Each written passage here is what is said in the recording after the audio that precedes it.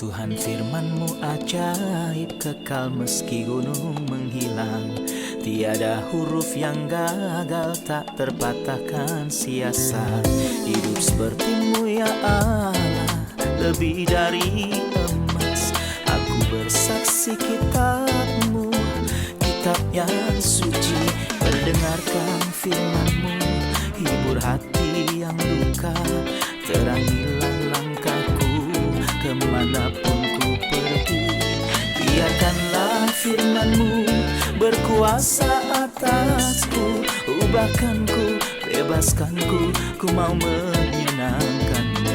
Tuhan firman-Mu ajaib, ubah dan bebaskan aku. Mau menyenangkan-Mu.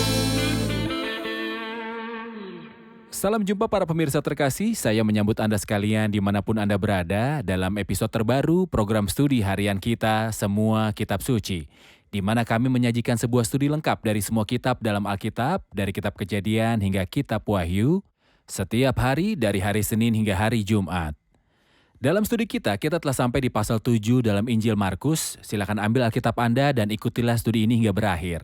Dan jika Anda memiliki pertanyaan atau permohonan, silakan kontak kami. Dengan kasih karunia Tuhan kami akan menjawab.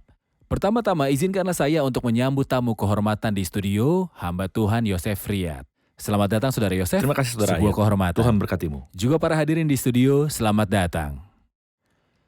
Saudara Yosef, pasal 7, kita perlu tahu pokok-pokok berita dan ide-ide utama dalam pasal ini. Bisakah Anda memberitahu kami? Saya melihat 3 ide utama dalam pasal ini. Munculnya hal yang religius, kemunculan yang sederhana. Poin kedua, saya melihat kerendah hatian dan iman yang sejati yang mendatangkan berkat Tuhan. Di akhir pasal saya melihat pelajaran-pelajaran praktikal untuk menikmati berkat ilahi dalam mujizat yang Kristus adakan pada orang yang bisu tuli.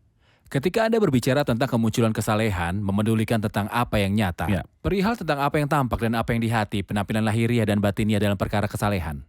Itu mengikuti ukuran yang berlawanan. Bagaimana orang mengevaluasi kesalehan dan bagaimana Allah mengevaluasinya. Silahkan. Seperti Tuhan berkata kepada Samuel, manusia melihat apa yang di depan mata, penampilan dari luar. Tetapi Tuhan melihat hati. Adalah sia-sia untuk berusaha membersihkan yang di luar, sementara yang di dalam jahat, dan Tuhan mengatakan ini dengan jelas dalam Matius 23. Cawan dan pinggan kamu bersihkan sebelah luarnya. Pinggan dan cawan yang engkau pakai untuk minum, engkau bersihkan dari sebelah luarnya. Tapi sebelah dalamnya yang lebih penting penuh dengan penculikan, pencemaran, dan prostitusi. Logika ini konyol. Untuk memperdulikan sisi luar, sementara sisi dalamnya cemar. Allah tidak menerima ini sama sekali. Baik, terima kasih. Izinkan saya membaca beberapa ayat kemudian kembali untuk memberi pertanyaan. Silakan. Pada suatu kali, serombongan orang Farisi dan beberapa ahli Taurat dari Yerusalem datang menemui Yesus. Mereka melihat bahwa beberapa orang muridnya makan dengan tangan najis, yaitu dengan tangan yang tidak dibasuh. Sebab orang Farisi seperti orang Yahudi lainnya tidak makan kalau tidak melakukan pembasuhan tangan lebih dahulu, karena mereka berpegang pada adat istiadat nenek moyang mereka. Dan kalau pulang dari pasar, mereka juga tidak makan kalau tidak lebih dahulu membersihkan dirinya. Banyak warisan lain lagi yang mereka pegang. Umpamanya hal mencuci cawan, kendi, dan perkakas-perkakas tembaga. Karena itu orang Farisi dan ahli-ahli Taurat itu bertanya, "Mengapa murid-muridmu tidak hidup menurut adat istiadat nenek moyang kita, tetapi makan dengan tangan yang najis?" Jawabnya kepada mereka, "Benarlah nubuat Yesaya tentang kamu, hai orang-orang munafik, sebab ada tertulis, bangsa ini memuliakan aku dengan bibirnya, padahal hatinya jauh daripadaku. Percuma mereka beribadah kepadaku, sedangkan ajaran yang mereka ajarkan ialah perintah manusia. Perintah Allah kamu abaikan untuk berpegang pada adat istiadat manusia, mencuci cawan, kendi, dan banyak perkakas lain seperti itu yang engkau lakukan." Yesus berkata pula pada mereka, "Sungguh pandai kamu mengesampingkan perintah Allah supaya kamu dapat memelihara adat istiadatmu sendiri. Karena Musa telah berkata, hormatilah ayahmu dan ibumu. Siapa yang mengutuki ayahnya atau ibunya harus mati. Tetapi kamu berkata, kalau seorang berkata kepada bapaknya atau kepada ibunya, apa yang ada padaku yang dapat digunakan untuk pemeliharaanmu sudah kugunakan sebagai persembahan untuk Allah. Maka kamu tidak membiarkannya lagi berbuat sesuatu pun untuk bapaknya atau ibunya. Dengan demikian firman Allah kamu nyatakan tidak berlaku demi adat istiadat yang kamu ikuti. Dan banyak hal lain seperti itu yang kamu lakukan. Pada faktanya, percakapan yang berlangsung ini adalah sebuah konflik antara tradisi para tua-tua dan perintah-perintah Allah. Orang bersandar pada tradisi para tua-tua dan memuliakan tradisi melebihi perintah-perintah Allah. Konflik ini kuno sekaligus baru, perkataan Allah atau tradisi para tua-tua. Sampai sekarang, orang bergumul dengan perkataan Allah dan tradisi para tua-tua. Mohon jelaskan tentang grup orang-orang ini. Pada faktanya, tradisi berakar dalam di hati manusia. Sampai-sampai Rasul Petrus waktu berbicara kepada orang-orang percaya, memberitahu mereka, sebab kamu tahu bahwa kamu telah ditebus dari cara hidupmu yang sia-sia yang kamu warisi dari nenek moyangmu itu. Bukan dengan barang yang fana, bukan pula dengan perak Diwarisi dari nenek atau emas. moyangmu. Jadi tradisi-tradisi mempunyai suatu efek yang sangat kuat. Sampai-sampai penebusan orang-orang percaya tidak bisa dilakukan dari tradisi-tradisi ini, tetapi dengan darah yang berharga, seperti darah anak domba yang tanpa cacat atau cela. Saya pikir ini tidak salah lagi kuasa iblis dan apa yang ia lakukan terhadap mangsanya, ia menyerang dengan segenap kekuatannya. Tradisi-tradisi pun menahan manusia dengan kuat seperti sandera dan agar manusia dibebaskan dari tradisi dan berpegang pada perkataan Allah yang memerlukan suatu karya ilahi. Dan sebenarnya kita menemukan manusia natural mencengkram agama atau tradisi apapun bentuknya. Sementara ia jauh dari kesalehan sejati yang Allah kehendaki. Mohon berikan sebuah contoh lewat ayat-ayat yang sudah saya baca ini, apa yang perintah-perintah Allah katakan dan apa yang tradisi katakan. Dan keduanya saling berlawanan spektrum dan ke arah manakah kecenderungan orang? Problem dalam tradisi adalah ketika perkataan Allah yang jelas bertentangan dengan tradisi para tua-tua dan leluhur. Manusia condong secara membabi buta kepada apa yang para leluhur katakan dan bukan kepada apa yang Allah katakan. Dan moto mereka ini adalah, apakah Anda lebih paham daripada orang ini? Jika orang ini berkata ini dan itu, siapa Anda sehingga Anda berani berkata sekalipun itu bukan saya yang mengatakannya? Dan saya tidak menyuruh siapapun untuk mendengarkan perkataanku, tapi saya menyuruh mereka dengarkanlah perkataan Allah. Izinkan saya memberi dua contoh untuk ini, sebuah contoh dari luar pasal ini dan sebuah contoh dari pasal ini. Kita tahu bahwa Tuhan meminta orang-orang untuk mengembalikan perpuluhan. Dan ia tidak meminta mereka untuk berpuasa kecuali 1 hari per tahun saja. Hari Raya Pendamaian. Hari Raya Pendamaian yang agung. Namun tradisi para tua-tua adalah bahwa mereka berpuasa 2 hari per minggu. Dengarkanlah apa yang orang Farisi katakan ketika ia berdiri dan berdoa menurut Lukas 18. Ia berkata, aku berpuasa 2 kali seminggu. Aku memberikan 1/10 dari segala penghasilanku. Walau berpuasa 2 kali seminggu tidak muncul di Alkitab sama sekali, tapi ini adalah sebuah tradisi para tua-tua. Mengapa ada penekanan pada persepuluhan? Di sini gambarannya adalah pasti sekali. Ketika ia berkata, Allah berkata, hormatilah ayah dan ibumu. Itu jelas. Ini ada dalam perjanjian lama pada awal loh batu yang kedua. Dan dalam perjanjian baru kita baca tentangnya bahwa itu adalah perjanjian pertama dengan sebuah janji. Tetapi kamu berkata, kalau seseorang berkata kepada bapaknya atau ibunya, apa yang ada padaku yang dapat digunakan untuk pemeliharaanmu, sudah digunakan untuk korban itu persembahan kepada Allah. Maka kamu tak akan membiarkan sesuatu pun untuk bapaknya atau ibunya. Perkataan Alkitab tidaklah sulit untuk ditafsirkan. Hormatilah ayahmu dan ibumu. Tetapi apa yang diajarkan tradisi para tua-tua? Dikatakan adalah mungkin Anda tidak menghormati ayah dan ibumu. Dan apa yang bisa Anda berikan kepada mereka seperti suatu bantuan dana bulanan. Berikan saja dana itu ke rumah ibadah untuk dimanfaatkan oleh rumah ibadah dan para imam besar dan lainnya. Dengan begitu Anda tidak membiarkan dia menghormati ayah dan ibunya. Sejauh itulah ketika perkataan tradisi bertentangan dengan perkataan Allah yang sangat jelas. Sayangnya manusia cenderung untuk berpegang pada perkataan-perkataan para leluhur. Itu sebabnya ia katakan perintah Allah kamu abaikan untuk berpegang pada adat istiadat manusia. Ya. Sejauh itulah mereka melanggar perkataan Allah dengan melakukan tradisi para leluhur. Benar. Baik, kita rehat sejenak dan akan segera kembali.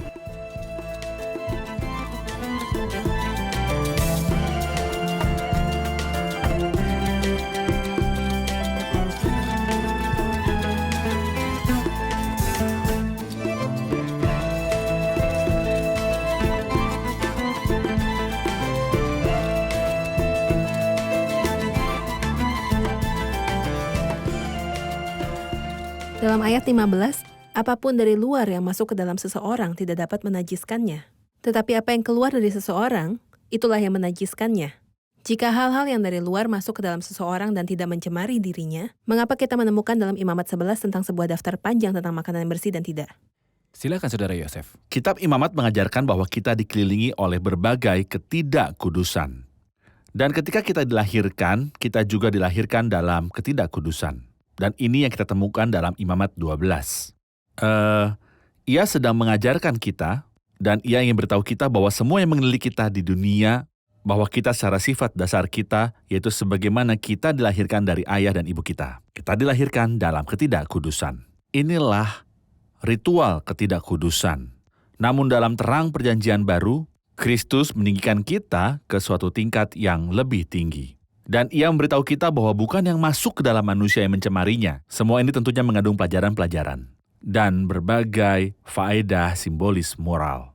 Tetapi dalam perjanjian baru, kita membaca bahwa bukan yang masuk ke dalam mulut yang mencemari manusia, karena sumber ketidakkudusan adanya di dalam, yaitu di hati manusia. Betapa liciknya hati, lebih licik dari segala sesuatu dan luar biasa jahat. Sekalipun manusia tidak makan apapun yang tidak kudus, manusia pun itu sendiri dilahirkan Tidak dalam kudus. ketidakkudusan. Dan inilah yang ia katakan bahwa dari dalamlah, dari hati manusia keluar sebuah daftar panjang yang berisikan 13 hal yang mencemari manusia. Jika ini adalah apa yang Kristus katakan, bahwa dari dalam manusia keluarlah Ya, tunas-tunas ketidakkudusan dari dalam. benar. Lalu dapatkah pembasuhan dari pemberian persepuluhan serta berpuasa, dan apapun yang manusia lakukan menguduskannya? Zaman sekarang ada sebuah konflik antara apa yang di dalam dan apa yang di luar, dan orang berusaha peduli tentang apa yang di luar. Sebelah dalam membutuhkan iman. Dalam Kisah Para Rasul 15, Rasul Petrus berkata bahwa Tuhan menguduskan hati mereka oleh iman. Jadi dibutuhkan sebuah tindakan kelahiran baru. Seperti Daud katakan, jadikanlah hatiku tahir ya Allah, dan perbaharuilah batinku dengan roh yang teguh. Dengan kelahiran yang kedua, Anda dapat mengambil bagian dalam kodrat ilahi dan luput dari hawa nafsu duniawi yang membinasakan dunia. Baik, terima kasih. Izinkan saya melanjutkan ke bagian selanjutnya dari ayat 24-30. Lalu Yesus berangkat dari situ dan pergi ke daerah Tirus. Ia masuk ke sebuah rumah dan tidak mau bahwa ada orang yang mengetahuinya. Tetapi kedatangannya tidak dapat dirahasiakan. Malah seorang ibu yang anaknya perempuan, kerasukan roh jahat segera mendengar tentang dia. Lalu datang dan tersungkur di depan kakinya. Perempuan itu adalah seorang Yunani, bangsa Siro-Fenisia. Ia memohon kepada Yesus untuk mengusir setan itu dari anaknya. Lalu Yesus berkata kepadanya, "Biarlah anak-anak kenyang dahulu, sebab tidak patut mengambil roti yang disediakan bagi anak-anak dan melemparkannya pada anjing." Tetapi perempuan itu berkata, "Benar Tuhan, tetapi anjing yang di bawah meja juga memakan remah-remah yang dijatuhkan anak-anak." Maka kata Yesus, "Karena kata-katamu itu, pergilah sekarang, sebab setan itu sudah keluar dari anakmu." Perempuan itu pulang ke rumahnya, lalu didapatinya anak itu terbaring di atas tempat tidur sedang setan itu sudah keluar. Mohon komentar Anda tentang tindakan belas kasihan ini, tindakan yang ajaib. Dengan perempuan non-Yahudi dari Kanaan, hati Tuhan terhadap bangsa-bangsa. Pada faktanya, saya melihat dalam perempuan yang saleh ini bahwa lewat imannya ia menghasilkan yang terhebat atau ia menyelamatkan anak perempuannya dari bencana terbesar. Sementara dalam pasal sebelumnya kita menemukan sebuah kontras antara Markus 6 dan Markus 7. Sebuah kontras besar antara dua perempuan, dua ibu, seorang ibu yang mengajar anaknya, seorang ibu yang mengajar anak perempuannya untuk melakukan kejahatan terburuk. Dan seorang ibu lain yang meminta Tuhan agar ia bisa menerima sebuah berkat besar bagi anak perempuannya dan menyelamatkan dia dari suatu bencana besar. Seorang perempuan yang saleh di sini mendatangkan berkat atas anak perempuannya lewat imannya serta menyelamatkan dia dari roh-roh jahat yang merasukinya. Sementara Herodias yang jahat dalam pasal 6 mengajarkan anak perempuannya untuk melakukan suatu kejahatan yang bejat ketika ia membunuh Yohanes Pembaptis yang terbesar dari semua yang pernah dilahirkan oleh perempuan. Pada faktanya saya melihat dalam diri perempuan saleh ini ada dua hal yang sangat penting, iman yang besar dan kerendahan hati yang besar. Tidak ada yang lebih Allah pedulikan selain kerendah hatian. Dan iman, untuk hal iman Alkitab berkata, tanpa iman tidak mungkin orang berkenan pada Allah. Untuk hal kerendah hatian, tidak ada yang lebih penting daripada sifat yang indah dan terpuji ini. Bagi orang yang rendah hati, Allah memberikan kasih karunia. Benar, inilah yang nyata dari perempuan ini, iman. Ya. Tentunya kita perlu mempelajari percakapan ini karena tampaknya bagi rata-rata pembaca, Tuhan bersikap kasar kepada perempuan ini seakan tidak peduli dengan perasaannya. Namun pertama-tama saya ingin tahu hati Tuhan terhadap orang-orang non-Yahudi. Jadi perempuan ini bukanlah umat Allah. Ia dari Venesia. Dan Alkitab berkata dia adalah seorang Kanaan dalam Injil Matius pasal 15. Dan kita juga ingin tahu apakah ia berasal dari Venesia atau Kanaan. Matius berkata ia Kanaan, di sini kita membaca Siro Venesia. Ia adalah seorang Kanaan. Kalau kita berbicara tentang kebangsaannya, jadi ia berkebangsaan Kanaan. Kalau masalah tempat tinggalnya, ia seorang Venesia. Pada faktanya inilah dua problemnya. Karena orang Kanaan dikutuk sejak Kejadian pasal 9. Dan orang Venesia yang dari wilayah ini dikenal memiliki hati yang keras seperti yang Tuhan telah katakan tentang Tirus dan Sidon. Jadi pada faktanya ia menggabungkan dua problem, tetapi imannya unggul dan meningkat. Serta mendatangkan berkat dari Tuhan. Jadi ia berkebangsaan Kanaan namun ia tinggal di Venesia. Benar.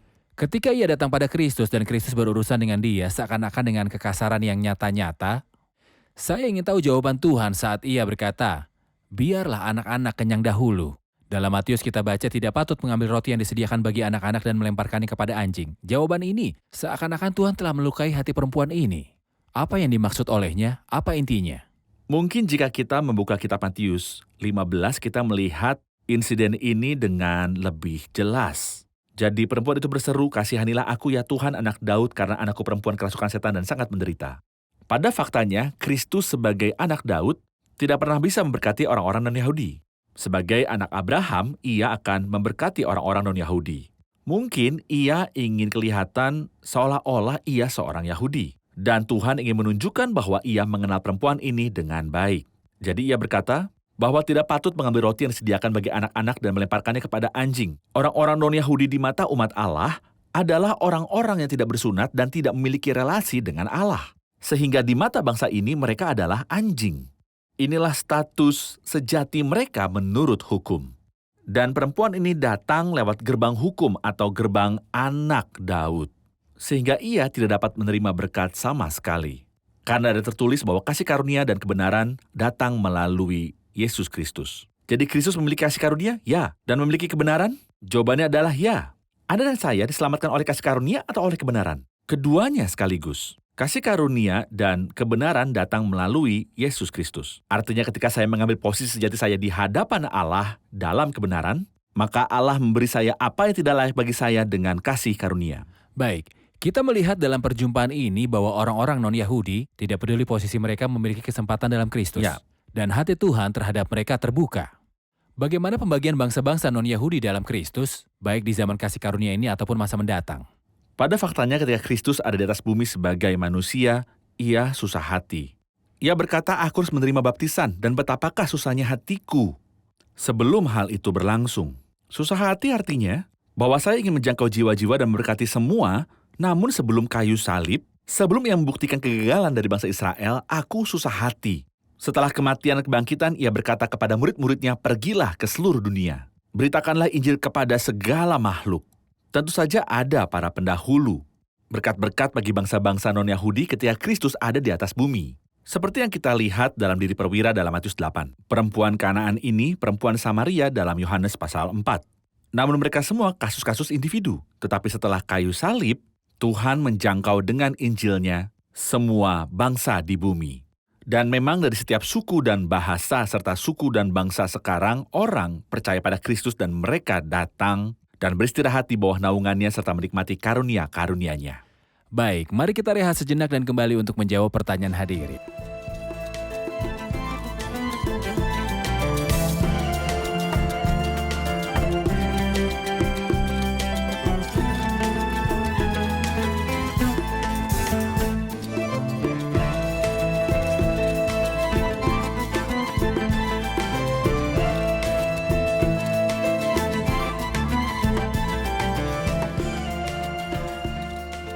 Dalam ayat 32, di situ orang membawa kepadanya seorang yang tuli dan yang gagap, memohon supaya ia meletakkan tangan atasnya. Dan sesudah Yesus memisahkan dia dari orang banyak sehingga mereka sendirian, ia memasukkan jarinya ke telinga orang itu, lalu ia meludah dan meraba lidah orang itu. Kami ingin tahu bagaimana ia memisahkan dia, memasukkan jarinya ke telinga orang itu, lalu ia meludah. Silakan Saudara Yosef. Ini mengizinkan kita melihat sekilas pada apa yang ia katakan dalam ayat 31, meninggalkan pula daerah Tirus dan dengan melalui Sidon. Sebelum itu, kita membaca dalam ayat yang ke-24. Kemudian Yesus meninggalkan pula daerah Tirus dan dengan melalui Sidon. Di sini saya pahami bahwa ia pergi ke wilayah Tirus dan Sidon. Perbatasan-perbatasan. Ia tidak menyeberangi perbatasan-perbatasan, melainkan ia mencapai perbatasan-perbatasan. Seolah ia sedang memanggil iman untuk datang kepadanya. Aku telah datang, apakah ada yang mempunyai permintaan? Jadi perempuan saleh yang Anda bicarakan telah memperoleh keuntungan. Ia datang dan memohon demi anak perempuannya. Tapi di sini kita baca bahwa mereka membawa kepadanya seorang yang bisu tuli. Sebuah problem yang kompleks, sangat menyedihkan. Seseorang yang tidak mendengar dan yang tak dapat meminta bantuan juga. Jadi jika tak ada orang yang menolong dia dalam apapun, orang ini tidak akan mampu untuk melakukan apapun. Karena ia tidak mendengar. Ia tidak dapat berkomunikasi sama lain dengan dunia luar. Inilah yang dosa lakukan kepada laki-laki malang ini.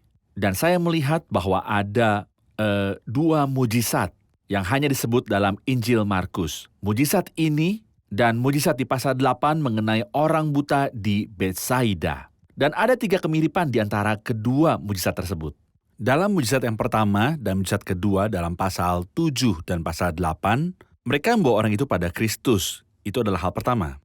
Dan hal kedua adalah bahwa ia memisahkan diri dari antara orang banyak, menyendirikan diri dia dari antara orang banyak. Dan hal ketiga adalah bahwa dalam kedua mujizat, ia menggunakan jarinya dan meludah. Jadi, kita membaca tentang jari dan tangannya di sini dan meludah. Pada faktanya, pelajaran yang saya pelajari adalah bahwa agar Anda dapat menerima berkat, Anda perlu seseorang untuk membawamu pada Kristus atau Anda butuhkan Kristus untuk datang padamu. Harus ada sebuah interaksi dengan Kristus. Dan hal kedua adalah dipisahkan dari antara orang banyak. Jadi ia memisahkannya dari antara orang banyak, maka hubunganmu langsung dan personal dengan Kristus. Dan hal kedua, jari, tangan, dan nafas yang keluar dari Kristus. Semua hal inilah yang melepaskan berkat kepada orang yang membutuhkan. Benar. Saudara Yosef dalam ayat 34, kemudian sambil menengadah ke langit, Yesus menarik nafas dan berkata kepadanya, Efata, artinya terbukalah. Ya, Pernyataan singkat ini, perkataan Yesus menarik nafas dan Efata yang artinya terbukalah, menjelaskan pada kita hati Kristus dan otoritas perkataan Kristus. Benar. Bagaimana ini muncul dalam pernyataan ini? hal besar adalah bahwa Kristus dapat menyembuhkan dengan sangat baik. Ia tidak memiliki problem dengan penyakit jenis apapun. Namun ia menarik nafas, artinya ia berempati. Seakan ia berkata, aku tidak menciptakan manusia dengan gambaran yang mendatangkan malapetaka. Aku tidak menciptakan dia bisu tuli dan tidak mampu berkomunikasi. Untuk berbicara pada Allah atau mendengar perkataan Allah, ini luar biasa menyedihkan. Apa yang membawa dia pada kondisi ini? Dosa. Kristus berempati terhadap orang-orang. Seperti yang kita baca dalam Yesaya 53, penyakit kitalah yang ditanggungnya dan sengsaraan kita yang dipikulnya. Itu sebabnya sebelum ia menyembuhkan dia, ia menarik nafas. Hal kedua adalah bahwa ia berkata satu kata, Efata. Itu tidak membutuhkan lebih dari satu kata. Karena ia memerintahkan dengan otoritas. Dan Kristus menyembuhkan dia dengan perkataan ini. Ayat selanjutnya tentang efek dari karya Kristus dalam orang ini, dan kita ingin belajar beberapa pelajaran secara praktek darinya. Tentang konsekuensi perjumpaan dengan Tuhan, kita membaca. Setelah telinganya terbuka, ayat 35, maka terbukalah telinga orang itu dan seketika itu terlepas pula lah pengikat lidahnya, lalu ia berkata dengan baik. Ada 3 hal yang berurutan terjadi Benar. dalam orang ini. Tentunya ada pelajaran moral bagi kita di sini. Jika kita melihat dalam Yesaya pasal 32, kita akan menemukan perkataan indah yang selaras dengan gambaran ini di depan kita. Ketika kita membaca dalam Yesaya pasal yang ke-32 dan ayat 3, mata orang-orang yang melihat tidak lagi akan tertutup dan telinga orang-orang yang mendengar akan memperhatikan.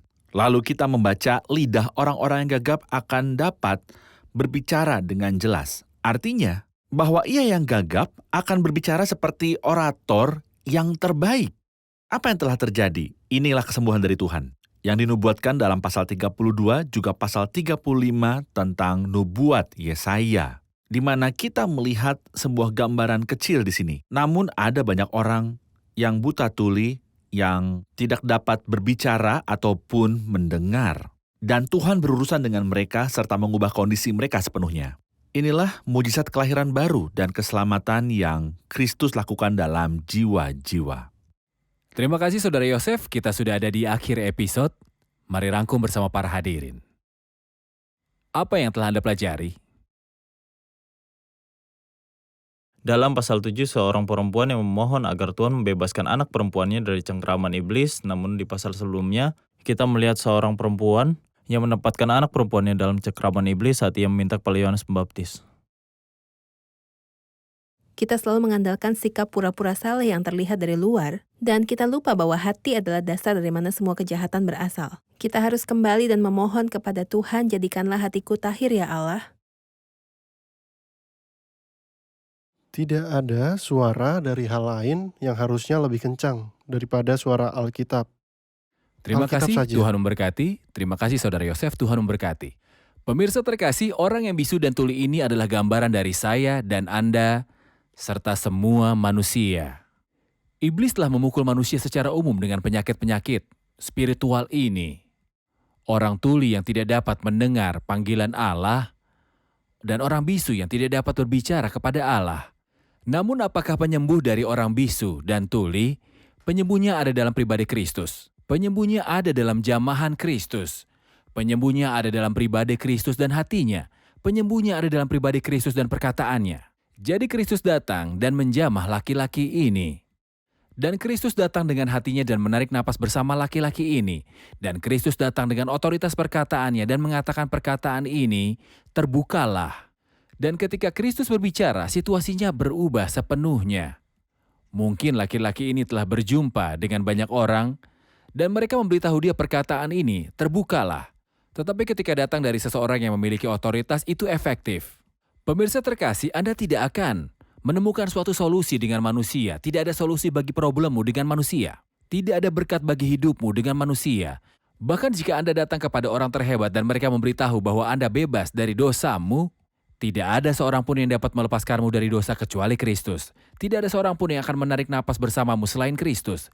Tidak ada seorang pun akan menjamahmu dengan suatu kesembuhan, pengubahan, dan pemberian hidup selain Kristus. Jadi Anda harus datang kepada pribadi Kristus karena tidak ada keselamatan di orang lain manapun. Pemirsa terkasih, sampai jumpa di episode selanjutnya. Tuhan menyertai.